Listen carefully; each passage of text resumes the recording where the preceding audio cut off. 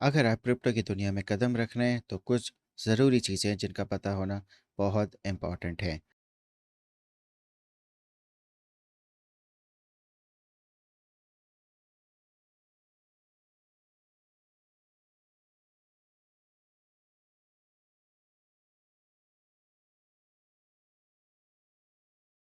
ये लॉस्ट हो गया तो आपका क्रिप्टो में पैसा ख़त्म हो सकता है। मेटामास्क या लेजर नैनो जैसे वॉलेट्स हैं, ये बंद हो जाएं या उनकी कंपनीज भाग जाएं तो क्या होगा? टेंशन लेने की ज़रूरत नहीं है, क्योंकि आपके पास सीड फ्रेज़ है जो आपके फंड्स को रिकवर करने की चाबी है। चले आए, मैं इस प्रोसेस को डिटेल में आपको समझाता हूँ। सीड फ्रेज़ क्या होता है? सीड फ्रेज़ ये एक रिकवरी फ्रेज़ है या एक न्यूमोनिक फ्रेज़ है, 12 या 24 वर्ड्स का होता है और ये रैंडम वर्ड्स होते हैं। ये वर्ड्स आपके वॉलेट की एक मास्टर की का काम करता है। अगर आपका वॉलेट खो जाए, ख़राब हो जाए तो इन वर्ड्स के ज़रिए आप अपने फंड्स को किसी भी कंपैटिबल वॉलेट में रिकवर कर सकते हैं। ये वर्ड्स BIP39 स्टैंडर्ड के मुताबिक होते हैं, जो 2048 वर्ड्स की लिस्ट से सिलेक्ट किए जाते हैं। अगर वॉलेट कंपनी बंद हो जाए तो क्या करें? अगर आपका वॉलेट प्रोवाइडर जैसे मेटामास्क, लेजर बंद हो जाएँ या सर्विस देना बंद कर जाएँ, तो आप अपने सीड फ्रेज़ का इस्तेमाल करके अपने फंड्स को किसी और कंपैटिबल वॉलेट में आप रिकवर कर सकते हो। ये प्रोसेस कुछ इस तरह होगा।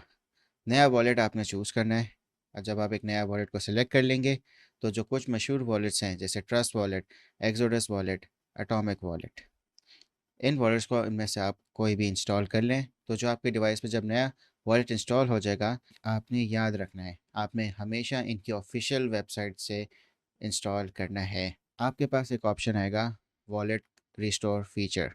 रिस्टोर या इंपोर्ट का आपके पास ये दो ऑप्शंस आएंगे। आपने सीड फ्रेज को सही ऑर्डर में एंटर करना है और एक नया स्ट्रॉन्ग पासवर्ड आपने सेट करना है ताकि इसको एक एडिशनल सिक्योरिटी मिल जाए।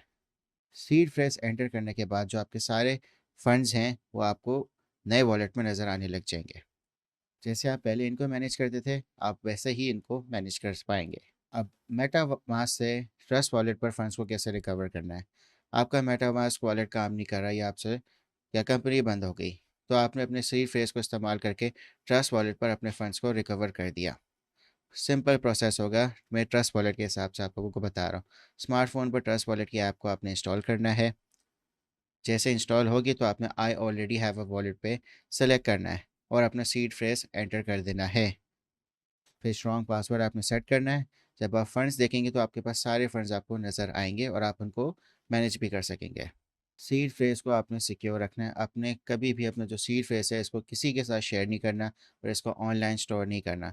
इसे पेपर पे लिख कर एक सेफ़ जगह पे आपने रखना है और इसकी 3 से 4 कॉपीज़ अपने पास सेफ़ली रख लें। और ये कंपैटिबल वर्ड्स के साथ इस्तेमाल हो सकता है। आपने ऐसे वर्ड्स को यूज़ करना है जो BIP39 स्टैंडर्ड को सपोर्ट करते हैं, ताकि सीड फ्रेज़ से आपकी रिकवरी पॉसिबल हो। और हमेशा ऑफिशियल सोर्सेज से आपने डाउनलोड करना है। अब प्राइवेट की क्या होती है?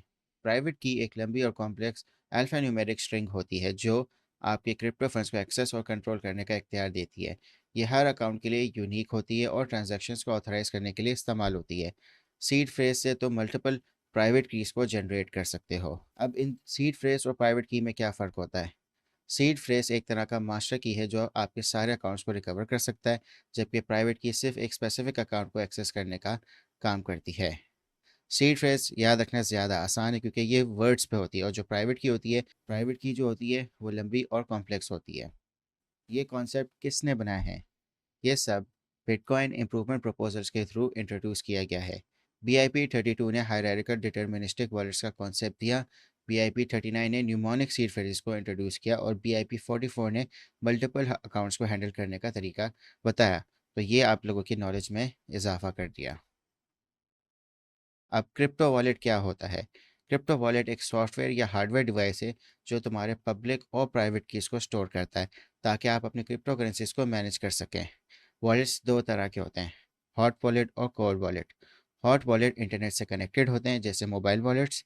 कोल्ड वॉलेट ऑफलाइन होते हैं जैसे हार्डवेयर वॉलेट्स। आए हार्डवेयर वॉलेट को मैं आपको समझाता हूँ। हार्डवेयर वॉलेट एक फिजिकल डिवाइस होता है जो आपकी प्राइवेट कीज़ को ऑफलाइन स्टोर करता है। इसमें हैकिंग का रिस्क कम होता है। मोबाइल वॉलेट एक एप्लीकेशन होती है जो तुम्हारे स्मार्टफोन पर इंस्टॉल होती है और आपने उसके फंड्स को मैनेज कर सकते हैं जैसे ट्रस्ट वॉलेट। अगर कीज़ खो जाए तो रिकवर क्यों नहीं हो सकता? अगर आपने अपनी प्राइवेट की या सीक्रेट को खो दिया, तो कोई भी तुम्हारे फंड्स को रिकवर नहीं कर सकता। ये इसलिए क्योंकि ये जो कीज़ होती हैं ये रैंडमली जनरेटेड होती हैं और किसी सर्वर पे स्टोर नहीं होती। इसलिए इन्हें सिक्योरली स्टोर करना बहुत ज़रूरी है। अब कैसे क्रिप्टो को ट्रांसफ़र कर सकते हैं? आप वॉलेट या एक्सचेंज से ट्रांसफ़र कर सकते हैं डिपॉज़िट एड्रेस के थ्रू। अब आपको एक्सचेंज से वॉलेट पे ट्रांसफ़र करना है, तो आप अपने वॉलेट का जो एड्रेस है, उसको कॉपी करके एक्सचेंज से विथड्रॉ करना है। और अगर आपको वॉलेट से वॉलेट करना है, तो आपने एक दूसरे का जो वॉलेट एड्रेस है, उसको कॉपी करना है। और अगर आपने वॉलेट से एक्सचेंज पे करना है, तो एक्सचेंज का डिपॉज़िट एड्रेस पर आपने अपनी क्रिप्टो भेजनी है। ब्लॉकचेन एक्सप्लोरर क्या होता है? ब्लॉकचेन एक्सप्लोरर एक ऑनलाइन टूल है, जो आपको ब्लॉकचेन पर होने वाली सारी ट्रांज़ैक्शंस को दिखा देता है। जैसे बिटकॉइन के लिए ये ब्लॉकचेन एक्सप्लोरर है। तो आप सारी बिटकॉइन की जो ट्रांजैक्शंस हैं आप यहाँ पे देख सकते हैं। आप यहाँ पे कोई भी ट्रांजैक्शन नंबर रखेंगे या वॉलेट एड्रेस लिखेंगे तो आपको सब यहाँ पे नज़र आ जाएगा। अब नोड क्या होता है? नोड एक कंप्यूटर होता है जो ब्लॉकचेन नेटवर्क का हिस्सा होता है और ट्रांजैक्शंस को वेरीफाई करता है। ये नेटवर्क रूल्स को फॉलो करता है और ब्लॉकचेन की इंटेग्रिटी को मेंटेन करता है।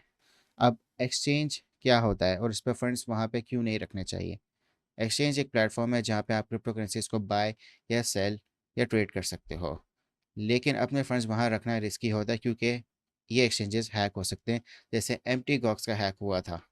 अब एक्सचेंज कैसे काम करता है? एक्सचेंज बायर्स और सेलर्स को कनेक्ट करता है और ट्रेडिंग फीस इन पे चार्ज करता है। ये ऑर्डर बुक मेंटेन करता है जहाँ पे बाय और सेल ऑर्डर्स लगे हुए होते हैं। मार्केट मेकर क्या होता है और उनका रोल क्या होता है?